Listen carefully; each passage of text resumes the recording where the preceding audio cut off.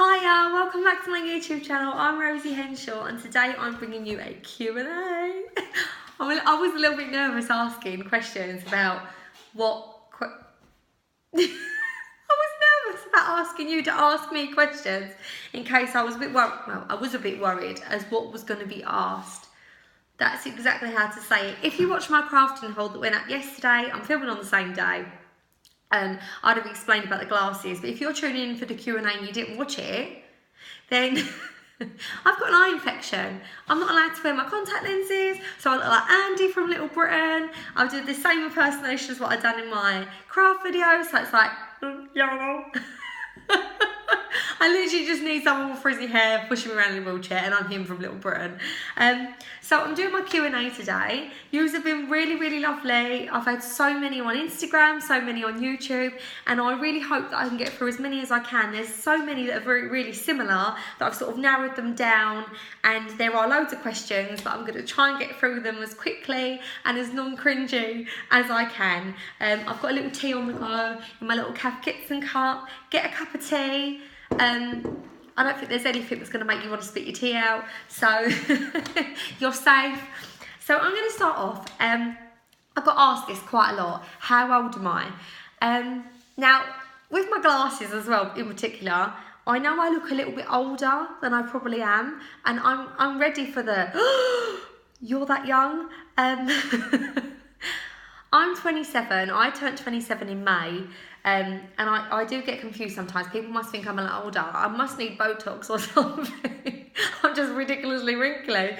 But I've got more of a more mature style dress sense. I've got more of a mature home style decor, so I can understand, you know, not the average 27-year-old is into pottery. They don't collect pottery. They're not too fussed on, you know, cheap makeup. They might like the best of stuff. Like, it's all like, especially on Instagram and things like that. But I'm 27, and I turned 27 in May. So if you're shocked, I'm really sorry, but I'm 27. And where am I originally from? So I'm originally from, it's in the London borough of East London. It's called Dagenham. It says it's a London borough. It isn't London, it's Dagenham. So I come from Dagenham. We did live more in London when I was born, but we moved out when I was about 2. We lived in high-rise flats. My mum was a little bit scared. She didn't really like the area that it was. So we moved out. We've got a house in Dagenham. And I had a lovely life there. I did love living in Dagenham, and I have really fond memories of riding my bikes around, playing out with the boys and the girls, like my best friend Sam, and we would drive around on our bikes. Yeah, having loads and loads of fun. It isn't what you hear about it now. Maybe it was, it just wasn't televised as much, but I had a really good childhood there and I loved it. And yeah, it was just so much fun playing with my friends when I was younger. I'm reading off a piece of paper. I feel like a newsreader, especially with these glasses and like my little bit of paper. But I've written the questions down because I film off my phone. So I've had to write them down because I can't flick through my phone. So, do I have any siblings? Yes, I do. I've got my younger sister, Ellie. She is 6 years younger than me, so she's 21. Yeah, she's 21. So, yeah, she's my only other sibling that I have. My dad did have 2 children before he met my mum, but we never ever see them. And they're Welsh. I've seen them once, and it was really weird because I want to take off the Welsh accent, whether it's bad or not. But when I see my Welsh sister, I can't stop talking like this because I think I'm Welsh myself and I talk like that.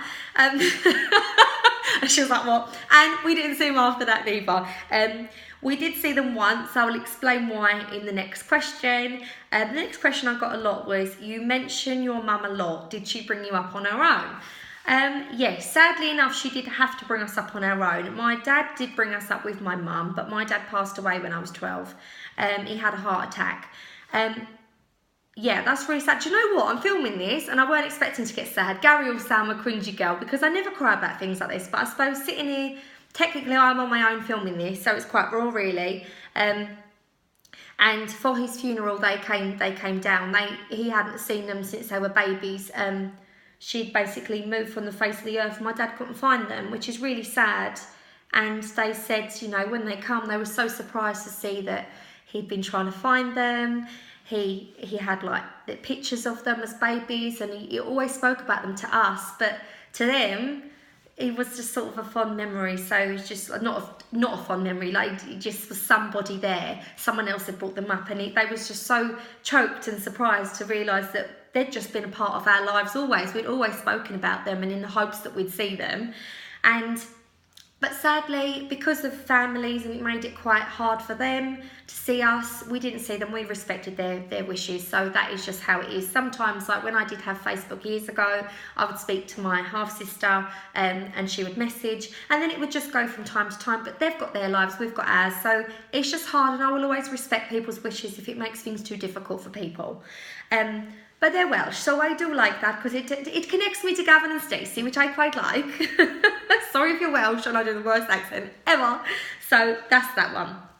So what job did I have before I met Gary and before I had children? Believe it or not, with the matted piece at the back of my hair, I'm really scruffy today, but I can't wear my glasses when I do my hair for some reason. I have to wear my contact lenses, and I've just not really done my hair. I was a hairdresser, and that might be a shock to some people because I'm really lazy. I will try and do any way I can on my own hair to do it quickly, but I specialise in colour, so I can cut. I was cutting my nan's hair this morning. I can cut hair, and I did, and I've worked in various salons. Some quite good ones. I've worked in the city as well, so that's what I'd done before. But when I met Gary, we fell pregnant quite quickly, and he said, you know, like certain situations and circumstances, I was lucky enough, he said, you know, don't go back to work, look after Millie, my oldest daughter. So the next question is, like, it's very similar. Like, what did I want to be? What was my job that I wanted? Well, I did want to be on the telly. Not what you probably would think I would want to do. I actually used to sit there in my bedroom with my karaoke machine as a child with books and paper and pretend I was reading the news. And it would be things like, say for instance, my little friend didn't knock for me one day and she'd knock for one of my other friends. I was very dramatic and I would sit there and be like, so, from the news today, Sheridan has decided to not knock for Rosie. She's gone to play out with Sam. Instead of me. So that's the news of the world today. So I always wanted to be a news reporter, and I'd always add in my little bit like, and today we've got like Rosie, she's going to be singing on the stage, and then it would turn into like, oops, I did it again. So then I thought I was a singer. But I'm a bad singer, so you can imagine how that programme went in my bedroom. So I'm getting on the questions, I'm trying to read through.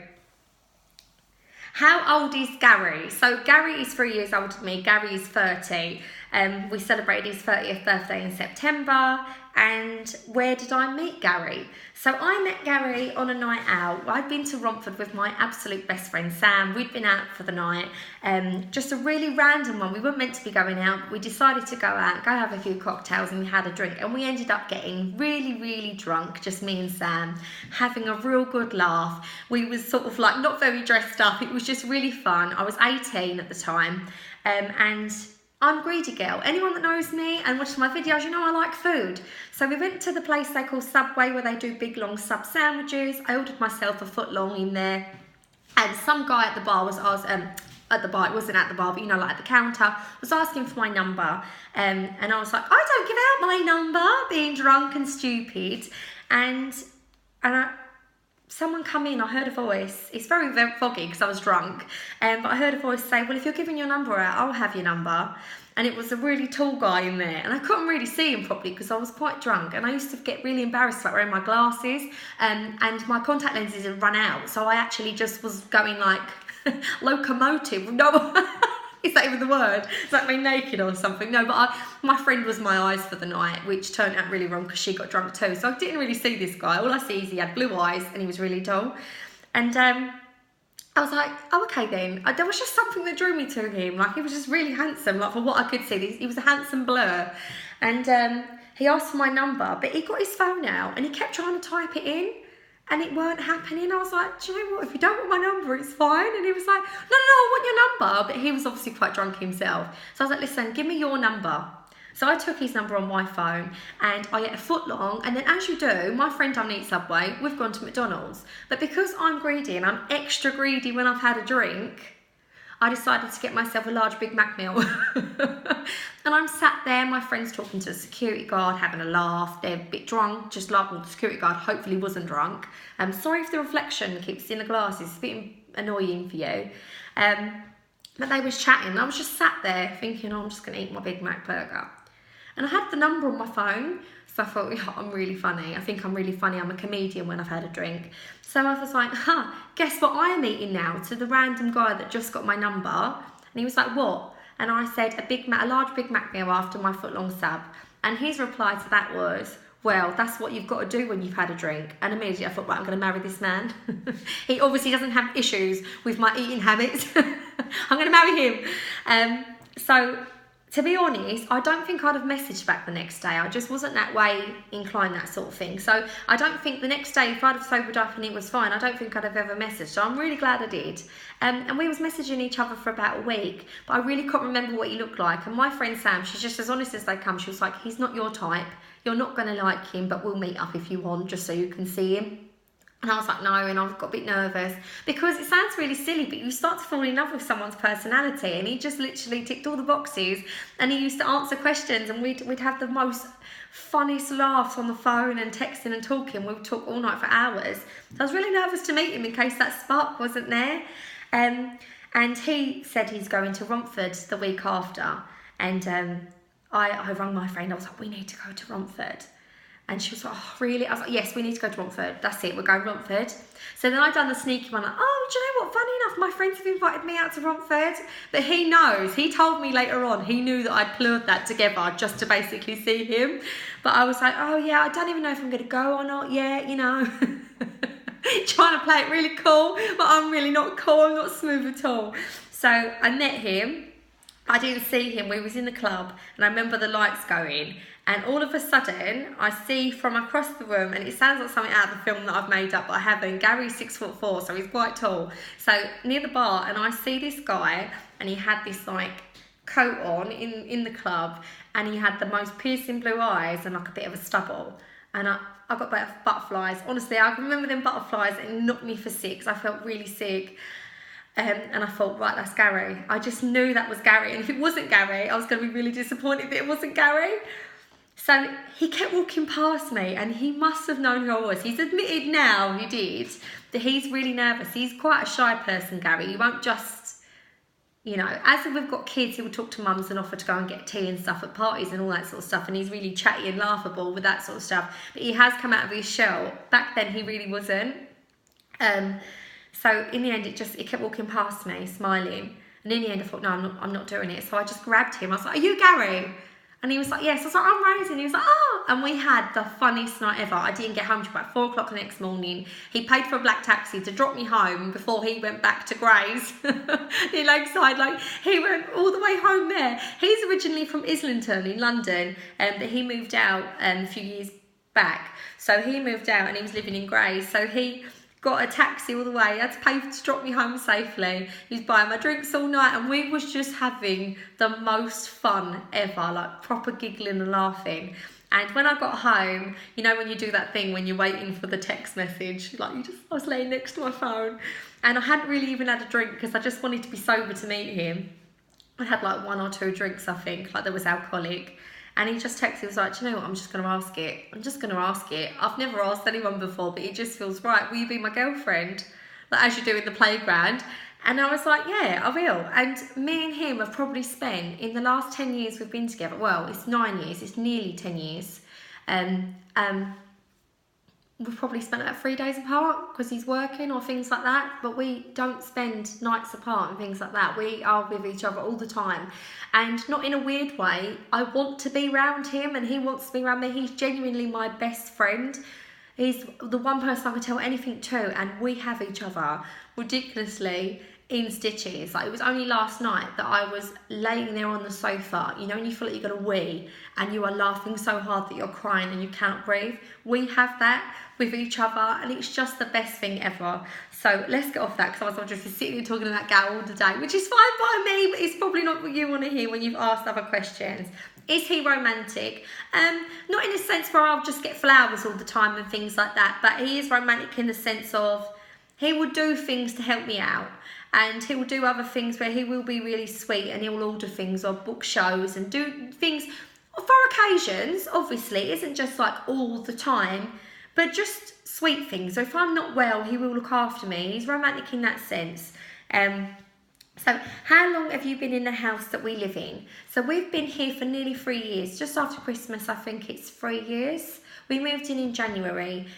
We was going to move. We put our old house up for sale of the summer, and then we took it back off because we were just not having no luck. It was a really small new build.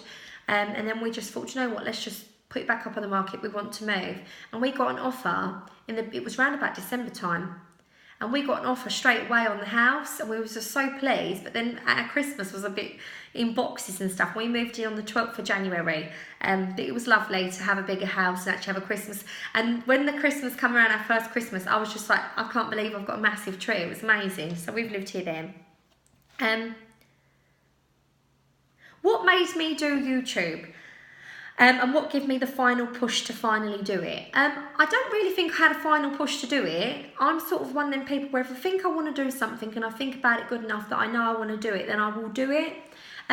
What it comes down to is I've never really watched YouTube. I've always just watched programs on the telly, but my favourite kind of programs were like DIY SOS, the Interior Decor Challenge, and things like as well, like Got Kwan, How to Look Good Naked. I've always liked programs where it's to do with clothes and fashion. I've always liked decor and home. They're the things I'm into.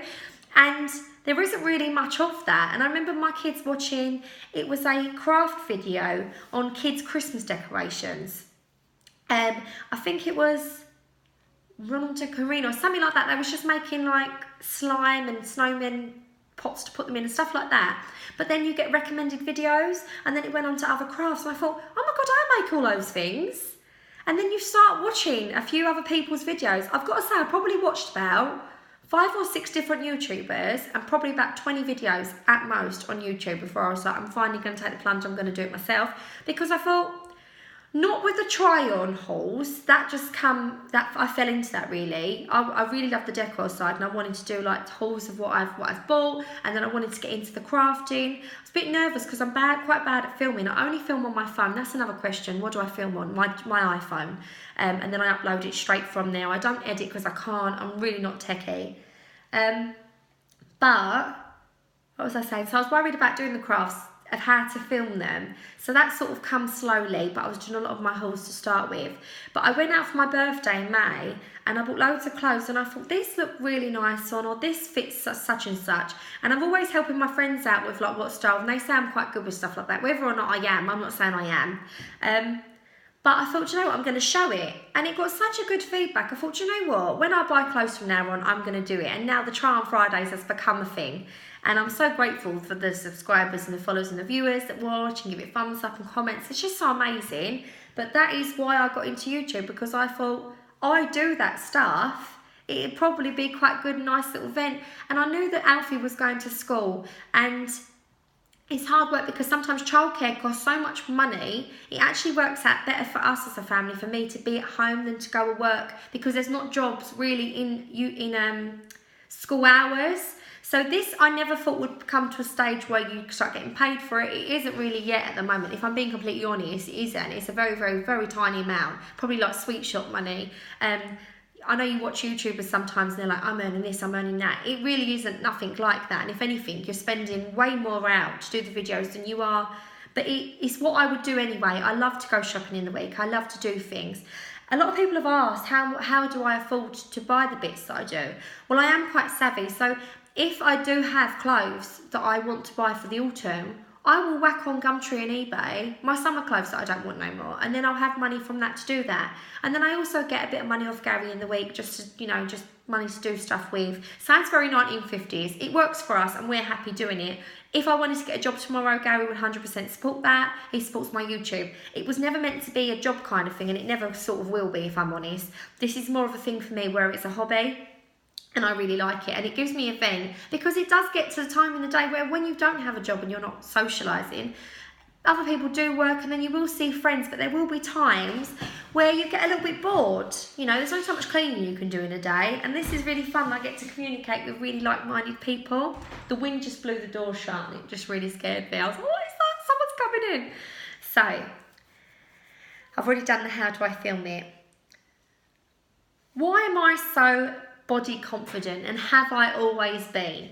The answer to that is no, I haven't always been. And if anything, I probably was right on the opposite end of the spectrum, had no self-confidence or self-worth whatsoever.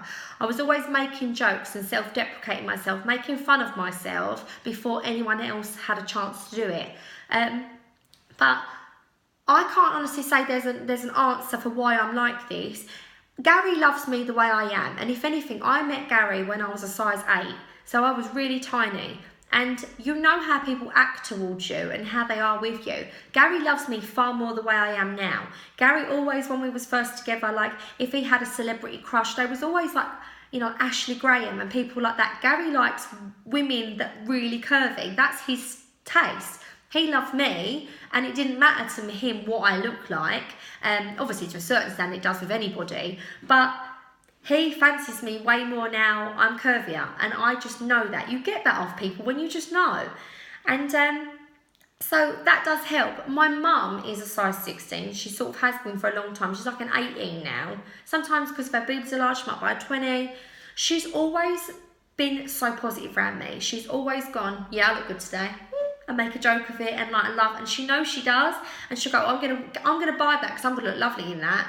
And it isn't in an arrogant way. She's just being honest, and it's quite refreshing because I think people get scared to say if they look good because it comes across as cocky or vain. But she's like, oh yeah, I'd really suit that hairstyle, I'm gonna have that. And it's just been so lovely to grow up with. Didn't really help me years ago because I still felt conscious. I think after having babies, and I breastfed all 3 of mine, so my boobs are literally like a pair of socks with golf balls in the end of them. Like you could throw them over your shoulder, you know, before you go for a run. Like they, but I love them now. And another question is, would I have surgery to, you know, correct anything that I didn't like? The answer is no, because if I'm being completely honest, would I change certain bits about me? I think anyone probably would, but that's a slippery slope, I think, because as soon as you have one thing and you think you've improved on it, you'll be looking for the next thing.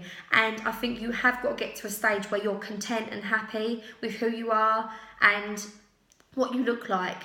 And my mum got me a book one Christmas. It was Fern Cotton, and it was about how just to be yourself. And in it said, if you're not confident, pretend that you are. Play an acting job. Pretend that you're super confident. And when people sort of like make you anxious about asking you to do things that you don't really want to do and blah, blah, in any day situations, pretend it's not real. Pretend it's an acting job and be like, right.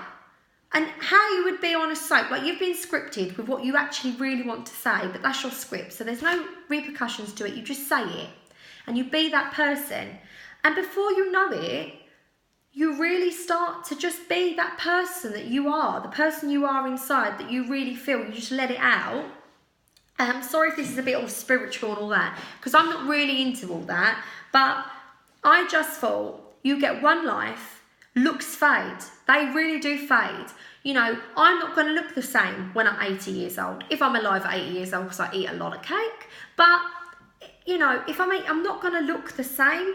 So why am I trying to be so fixated? And if I had to look around and everyone looked exactly the same, it would be so boring. Like I would be bored of looking. So why would I assume anyone else would be bored of looking at me? And I might want to look a certain way of a celebrity, but there's so many people that look like that, and there's going to be people that look even better than that. So you're always going to be in competition. And how you are as yourself, there's nothing wrong with. And it took me a long while to just look myself in the mirror and just be like, right, you are pretty for how you are. Like you are pretty enough as you are. You're beautiful enough as you are. You're the right size as you are. You are just you, and that's perfect for you. Not everyone's the same. And you can say it. It still makes me a bit embarrassed even now saying I look good today, because you do feel that sense of arrogance, but you should be able to feel good in yourself and say it. So, yes, I'm comfortable with myself now. I do still have days where I go, oh God, look what I've done to me today. Like, even today with my glasses, I felt a bit conscious. But I can't see without my glasses, so I'm wearing glasses. What's the big deal? If it offends somebody, it offends somebody. It ain't going to stop me living my life. And I do get some messages where people say, people have been horrible, this person said this person said that. I've been trolled. I watched that Jessie Nelson programme, The Odd One Out, and I sat there crying for that poor mum that can't even go into her child's room because that child was so tormented by other people, what they had to say about the way she looked. And I just thought, that's terrible that anyone should feel like this. But I really would love people to actually take what I'm about to say on board. If you are getting trolled, they're trying to bother you, but the reason they're trying to bother you is because you must bother them so much. You must make them jealous, you must make them angry about something. You must bother them so much inside to build the anger up that they have to physically go out of their way to message you or to be horrible to you. Don't even respond to it, laugh at it, because they're the ones that are living with hate. Like, you haven't got to live like that. You live your life. I know it's easier said than done, but when people say horrible things to you, it usually does come from a place of them being bothered by you in the first place.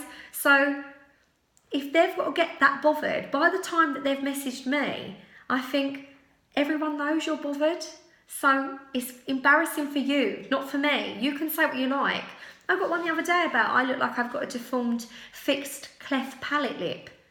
Okay, that's your opinion. Doesn't mean that I've got to look in the mirror and see that, because there's nothing wrong with my mouth. You might not like it. I'm content with it. That's it. That is it. And it takes a long while, but you have just got to stop caring. You have just got to go, no. Because, well, I am saying it's easier said than done. It is hard. It is really hard. And I feel really sorry, especially for younger people. It has took me a while as I've got older to realise this. But life is too short. So I'm just trying the best I can. And I know others can't. And I really sympathise with that. And I wish it would just stop. I wish it would just stop, because you shouldn't have to just ignore it. These people shouldn't be doing what they're doing in the first place. It's disgusting. But they are doing it. I'm loving that there's this thing going viral on Instagram and stuff to sign a petition to make people get punishment for acting like that, because you wouldn't say stuff like that in a supermarket if you see someone, or some really, really extremely rude people do. So they shouldn't be able to hide behind a computer desk and write these things. But this is how I'm dealing with it. I'm just saying on my circumstances, that's how I'm body confident. So no, I haven't always been, but I am now, and I'm content with myself. And my boobs being saggy, and me having stretch marks, and me having veins and whatever and cellulite, I give birth to my 3 beautiful children. And if someone said to me tomorrow, you can have a perfect body but we take the kids away, no. So that is the little price I pay to have such beautiful children. So, and I'm happy to pay that price all day long.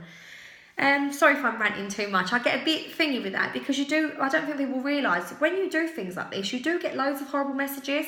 So I'm just letting you know, because you probably are watching if you are one of the ones that say horrible things, because you pick up bits from the middle of my video. So I know it isn't just right from the beginning. So you're not bothering me. So don't waste your time, really. So I'm going to carry on. What's my favourite film and my favourite song? My favourite film, any Christmas film is my favourite film. I'm more like genres. So my favourite romantic film is obviously The Notebook. I love it. I cry every time. Any Christmas film is my favourite, like The Holiday, any Christmas film. But my most favourite film ever is probably one that you won't think, but it's Braveheart. I cry. I watch it probably once every 2 months. And I sit there, and it's about 2.5 hours long, and I sit there and I cry and I get upset, and it's like his speech, I can't even breathe. I love it so much. Honestly, I think I should have been Scottish, but I just absolutely love that film. And my favourite song ever is Frankie Goes to Hollywood, Power of Love. It is kind of a Christmas song as well. I love all Christmas songs as well, but I do really love that song. And it says, do you and Gary have a song? Yes, we have a few songs. When we got married, we had the song My Girl, talking about my girl, ooh, I got sunshine, that one, yeah. I've got really bad voice, so we'll just deal with that. I can't sing. So that's that one done. What's the most embarrassing moment I've ever had? Right. Most embarrassing moment was, as I was explaining, when I was younger, I lived at home, we used to go and play out when I was younger, like much younger, we're talking like end of primary school, beginning of secondary school. And we'd all went out on the bikes, and one day the boys thought it'd be really funny. There's a lake near my mum's house, like a really, really shallow little lake. It's quite dangerous, shouldn't be admitting this. But they all decided on a really hot day to jump in the stagnant, disgusting lake. So we all jumped into the lake. I jumped into the lake with my brand new glasses that my mum had just bought about 3 days before, and my glasses got knocked off my face. So I'm trying to find my glasses in the lake. My glasses are lost. And it was really embarrassing. And my dad was actually over the lake fishing, and I didn't actually know. And he see what had happened, and he just jumped in the lake to find my glasses for me. I was like, what's going on? And I was like, Rosie, your dad's in the lake. I was like, who's that man that's just jumped in the lake? Really embarrassing, because I'm trying to stay cool, but I'm secretly really scared, because I'm thinking, my mum and dad are really going to tell me off. Because my mum used to say, if you're going to wear glasses, I'm going to get you nice ones. And she used to pay to get them all shaved down, because they're like the bottoms of milk bottles. And yeah, so she paid a lot of money. They both had, and they were at the bottom of the lake, and he went in and he couldn't find them. So I had to go back to the optician's, Vision Express at Lakeside. It was the only one that was open really, really late, and I had to get another pair of glasses. They was not happy with me. I was grounded for about a day, because they felt sorry for me after, because I was like, I'm really sorry, I'm so sorry. So that was a bit embarrassing. What's the worst outfit I've ever worn? This is a hard one, because I've had a few really, really bad outfits. Some really bad ones. I've tried, and it's just failed. I'd probably say most of them were like when I was a teenager, and you know, you're just trying to find yourself. I went through a bit of an emo stage. I'd say probably the worst outfit I've ever worn. Yeah, actually, that was the worst outfit I'd ever worn. I was about 13, and I was trying styles, and I tied my hair up in a ponytail, but without looking in the mirror. So I had these like massive like bumps like this all in my hair tied up, and I had this like Victorian style lace blouse with like the tie on the front. It was from like H&M, and I had that with a little pair of jeans on, and I decided to put like a bit of a red lipstick on. And I remember feeling like there was this boy that I really fancied, and I was like, oh, I look quite cool today. I felt really grown up, and I had like the red lipstick on my teeth. My hair was really bumpy, and he was like, you do realise that your hair looks like that, and you've got red lipstick on your teeth? And I went, my mum, and I was like, oh. He said this, and she was like, well, Rose, why have you got red lipstick on? Why have you gone out like that when you're 13? What is wrong with you? And she's always got a bit of a like no nonsense stuff. She's just like, Rose, stop being a drama queen. And I think that's always made me a bit more happy. I sort of got over things. I can't really think of the other words. I've had so many bad outfits. Oh, this sort of combines with one of the most embarrassing moments with one of the worst outfits. Battery. See, I've been on the phone too long. I was doing really well. I just had Millie, and I went to Lakeside Shopping Centre, and we was walking around, and I had a pair of skinny jeans on. They were in like a size 10, but I'm really probably about a 14 by about now. And I'm walking around, and I had a t-shirt on, a little pair of Havaiana flip-flops, and I had my little breastfeeding like bra on underneath. And I was walking to the lifts to go up in the lift to go upstairs to the breastfeeding cafe at the back part. I don't know if anyone knows that near the toilet there's a little breastfeeding little area. So as I was going up in the lift, and Millie dropped something. I obviously dropped something. I think it was something on the edge of her buggy, like one of them rattly things or something. I can't remember what it was, because all I remember is bending over to pick this up, and the seam went and ripped up the bum crack area, and I literally had to stand there and try and pull the vest bit down. And what I'd done is I had a cardigan hung over the buggy, and I had to tie the cardigan around my waist, and it was just really embarrassing. So the moral of the story is, don't wear jeans that are 2 sizes too small to try and regain your slimness when it's not going to happen. Your skin's going to be what it wants to be. It's going to be like, I want to be free. I want some room. I want some size 14 jeans, man. Buy me some. Where did that come from? That was cringy. That's probably the most embarrassing moment. So yeah, that's my Q&A. I hope I've answered enough questions, because so many of them were so similar and on the same sort of level. I hope you've enjoyed this. Sorry if the light has been reflected on my glasses so annoyingly. But obviously I've got an eye infection. They're going to be on for the next 2 weeks. I really hope you've enjoyed my video. If you like my videos, and you know, please don't forget to subscribe, give it a thumbs up. If you press the notification bell, you will get reminded when my videos, will notified when my videos come up, when they've just been uploaded. I think that's what it is. Hope you have a lovely week, and I'll be back doing my try-ons on Friday. So I hope you enjoy that. Take care, have a lovely week. Bye.